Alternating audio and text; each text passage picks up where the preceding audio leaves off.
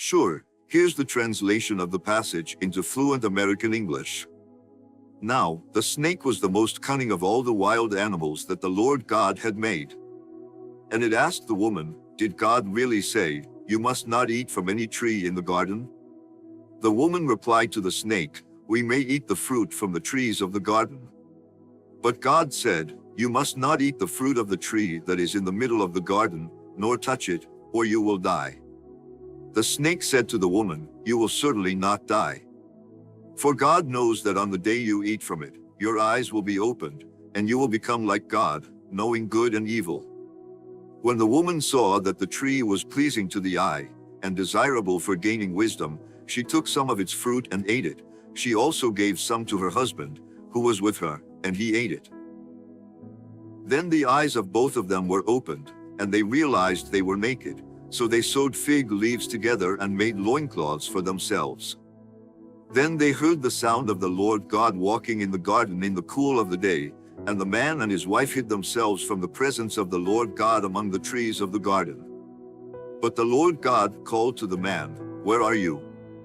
He replied, 'I heard your footsteps in the garden, and I was afraid because I was naked, so I hid.'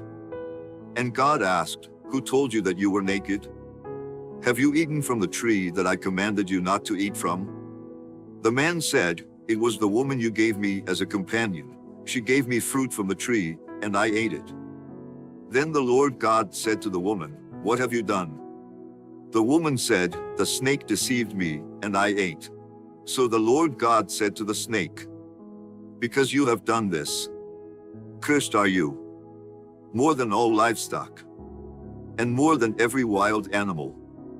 On your belly you shall go, and dust you shall eat all the days of your life.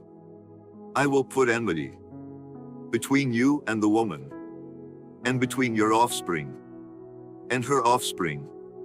He shall bruise your head, and you shall bruise his heel.' To the woman he said, 'I will greatly multiply your pain in childbirth. In pain you shall bring forth children. Your desire shall be for your husband, and he shall rule over you.'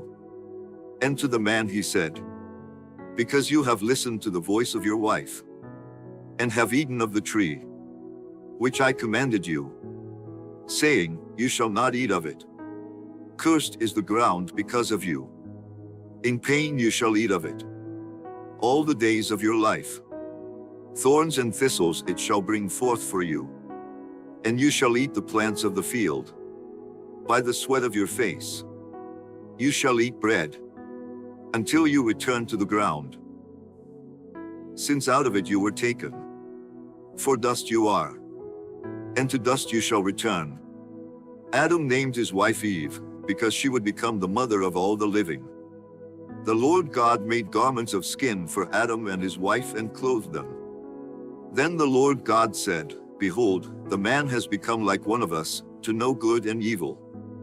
Now, lest he reach out his hand and take also from the tree of life, and eat, and live forever.'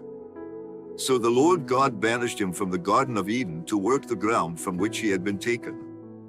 After driving the man out, he placed cherubim and a flaming sword that turned every way to guard the way to the tree of life. Adam had relations with his wife Eve, and she became pregnant and gave birth to Cain. She said, 'With the help of the Lord I have brought forth a man.' Later, she gave birth to Abel, his brother. Abel became a shepherd, while Cain cultivated the land.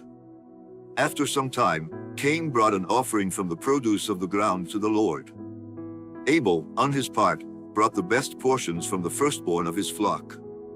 The Lord favored Abel and his offering, but he did not favor Cain and his offering. So, Cain became very angry, and his face fell. The Lord said to Cain, 'Why are you angry, and why has your countenance fallen? If you do well, will you not be accepted? But if you do not do well, sin is crouching at the door.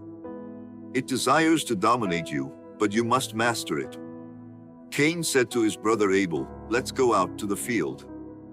And while they were in the field, Cain attacked his brother Abel and killed him. Then the Lord said to Cain, 'Where is your brother Abel?' He replied, 'I do not know.' Am I my brother's keeper? The Lord said, What have you done? The voice of your brother's blood cries out to me from the ground. So now you are cursed from the ground, which has opened its mouth to receive your brother's blood from your hand. When you cultivate the ground, it will no longer yield its strength to you. You will be a wanderer and a drifter on the earth. Cain said to the Lord, My punishment is too great to bear. Behold, you have driven me this day from the face of the ground, and from your face I will be hidden, and I will be a wanderer and a drifter on the earth, and whoever finds me will kill me. But the Lord said to him, Therefore, whoever kills Cain, vengeance will be taken on him sevenfold. So the Lord placed a mark on Cain, so that no one who found him would kill him. Then Cain went away from the presence of the Lord, and he lived in the land of Nod, east of Eden. Cain had relations with his wife, and she became pregnant and gave birth to Enoch. Then Cain built a city and named it after his son Enoch. To Enoch was born Irad, and Irad became the father of Mehujael, and Mehujael became the father of Methuselah, and Methuselah became the father of Lamech. Lamech took 2 wives for himself. The name of one was Ada, and the name of the other was Zillah. Ada gave birth to Jabal. He became the father of those who live in tents and have livestock. His brother's name was Jubal. He became the father of all those who play the lyre and pipe.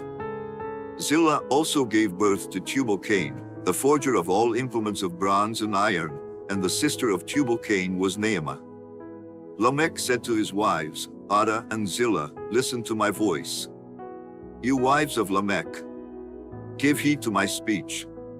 For I have killed a man for wounding me, and a boy for striking me. If Cain is avenged sevenfold, then Lamech 77-fold. Adam had relations with his wife again, and she gave birth to a son and named him Seth, saying, God has granted me another offspring in place of Abel, for Cain killed him. To Seth also a son was born, and he named him Enosh. At that time people began to call on the name of the Lord.